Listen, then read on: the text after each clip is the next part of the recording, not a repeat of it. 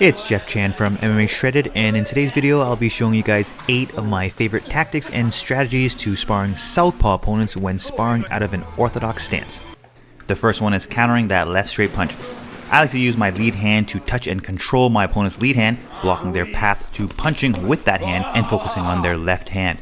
By doing that, I effectively force or draw my opponent into throwing their left straight punch, and when they do, I like to slip to the outside and counter with a cross. It's super important to switch up your counters to not be predictable, so I have 3 other favorite ways to counter that cross. The second way is to slip to the inside and throw that corkscrew cross over top of that left straight. The third way is to parry the left straight and into my own cross. And finally, the fourth way is to parry the left straight and into my check left hook. I like to parry and into the check left hook when I feel my opponent is moving forward at me. I want them to walk into my hook as I fade back. On the other hand, if I see my opponent anticipate my counterpunch and backs away as I parry and fire back with the left hook, I like to follow up with the cross.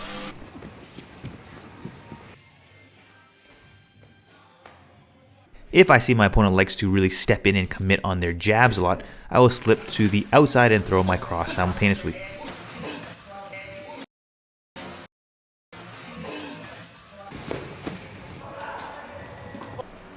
One of my favorite moves in general is the foot sweep.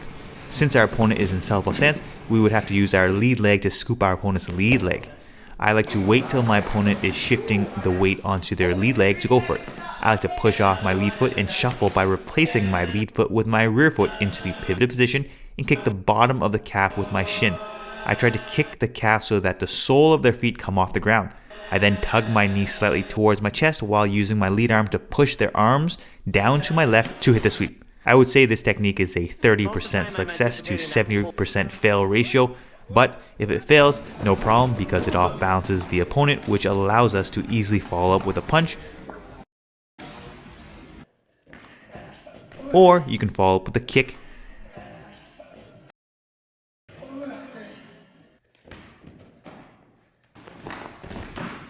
Or you can even follow up with punches to a kick.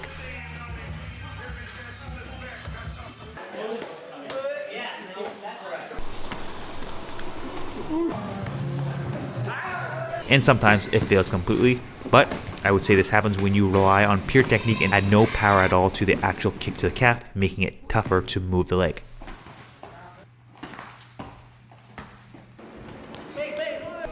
The next best weapon to use against a southpaw opponent is the right kick because their left side body has a bigger surface area to hit. So let's go through some ways to set up that right body kick.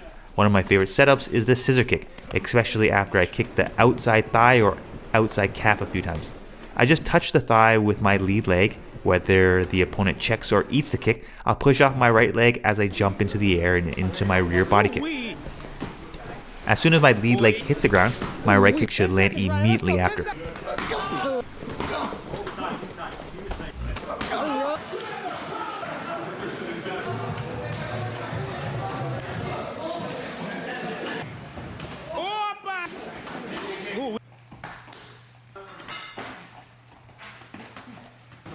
After threatening with the rear body kick or right body kick, I love following up with the Superman cross by kicking the right leg back 45 degrees to the right as I throw my corkscrew cross by turning my chest, head, and hips to the left as I punch.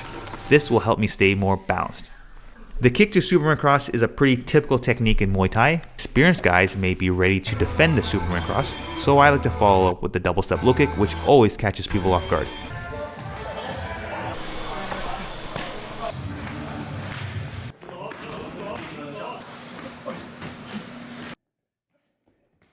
Now, before we continue, I'm super excited to share with you my 50 heavy bag technique and conditioning program. That's right, this program consists of 50 heavy bag workouts that focuses on developing explosive power, speed, balance, cardio, rhythm, flow, and fluidity in your striking, while sharpening your technique and learning my full striking system from basic to advanced. Each round includes a detailed technique breakdown, followed by the follow-along workout in both video and audio format. You'll be learning more than just offensive combinations, but footwork, head movement, counters, fakes, feints, setups, and more. You'll never get bored as you can work out 3 times a week for 4 months without repeating the same workout. You can solo train by popping in the audio clips to your headphones and train on a heavy bag at the gym, or if you have your own heavy bag, you can blast the video on a large screen TV to follow. For more information, check out the link in the description box below.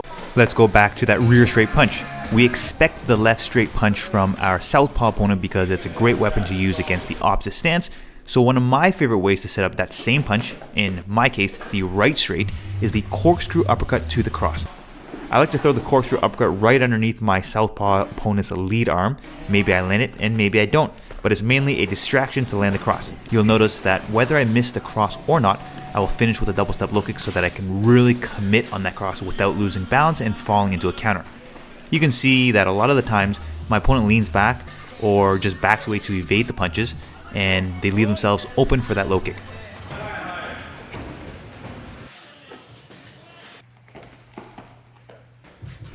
Another way I like to set up the cross on my southpaw opponent is by trapping the lead hand, pulling them into my cross. Pulling down on the lead hand not only distracts our opponent, but gives us momentum by pulling them closer to us to land the cross. Now, because you are trapping their right arm down and their left arm is busy blocking your cross, I like to follow up with that left hook.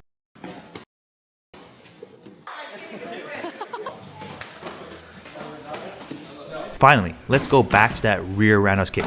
We talked about how the rear kick is a great tool for us, which means it's also a great tool for our southpaw opponents. So in this case, their left roundhouse kick. So I like to Dutch block by blocking with both arms and kicking the inside standing leg before the kicking leg returns to stance. This one is harder to pull off, but you can also kick out under the standing leg at the same time your opponent throws that kick. And sometimes I like to fire immediately with the cross, and sometimes I like to follow up with the cross to the double step low kick. Honestly, there are tons of left kick counters that I love, but I like this one the most against southpaw opponents simply because their standing leg is closer to us.